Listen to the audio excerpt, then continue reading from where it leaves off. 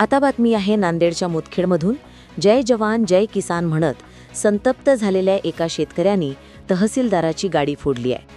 हा सर्व प्रकार नांदेडच्या मुदखेड तहसील कार्यालयासमोर घडला। शेतकऱ्यांचे अजून पैसे पडले नाही, शेतकऱ्याची दिवाळी अंधारात गेली अशा भावना व्यक्त करत फावड्यानेच तहसीलदाराची गाडी फोडली। यावर्षी अतिवृष्टी पावसाने शेतकरी चांगलाच हतबल झाला असताना शेतकऱ्यांच्या खात्यावर अतिवृष्टी नुकसानीचे अजून पैसे पडले नाही अशा संतप्त भावना व्यक्त करत शेतकरी आक्रमक झालेला पाहायला मिळाला। मुदखेड तहसील कार्यालयासमोर उभ्या असलेल्या तहसीलदाराच्याच गाडीवर शेतकऱ्यांनी राग काढत फावड्याने तहसीलदाराची गाडी फोडली। शेतकऱ्यांनी आपल्या संतप्त भावना यावेळी व्यक्त केल्या असून या शेतकऱ्याला पोलिसांनी ताब्यात घेतल्याचं कळतंय। Bureau report GK news, Mudkhed, Nanded.